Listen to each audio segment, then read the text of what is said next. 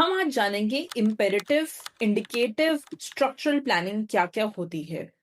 सबसे पहले जानते हैं इम्पेरेटिव प्लानिंग के बारे में। इस प्लानिंग में गवर्नमेंट सब कुछ डिसाइड करती है। क्या प्रोड्यूस होगा, कितना प्रोड्यूस होगा, कहाँ प्रोड्यूस होगा, किस रेट पे बेचा जाएगा। मार्केट को कोई फ्रीडम नहीं होता। जैसे यूएसएसआर यानी Soviet union 100% centrally planned economy है। गवर्नमेंट ने डिसाइड किया स्टील, कोल, मिलिट्री गुड्स प्रोड्यूस करने हैं तो वही प्रोड्यूस होंगे। प्राइवेट सेक्टर ऑलमोस्ट जीरो होता है।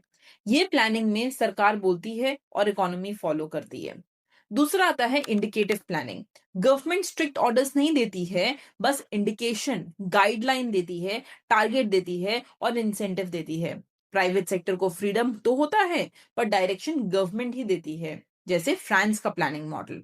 गवर्नमेंट ने बताया कि अगले 5 साल में एनर्जी, ट्रांसपोर्ट और टेक्नोलॉजी डेवलप करने हैं, लेकिन कंपनीज खुद डिसाइड करती हैं कि ये डेवलप होंगे कैसे।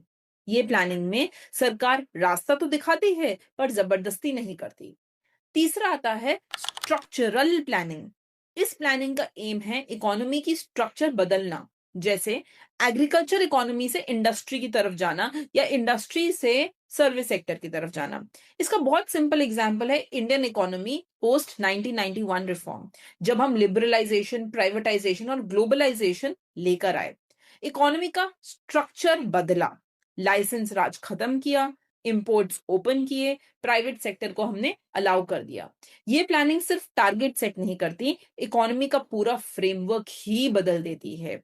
तो ये हैं 3 तरीके की प्लानिंग। एक है जबरदस्ती वाली प्लानिंग, एक है समझाने वाली प्लानिंग और एक है बदल देने वाली प्लानिंग।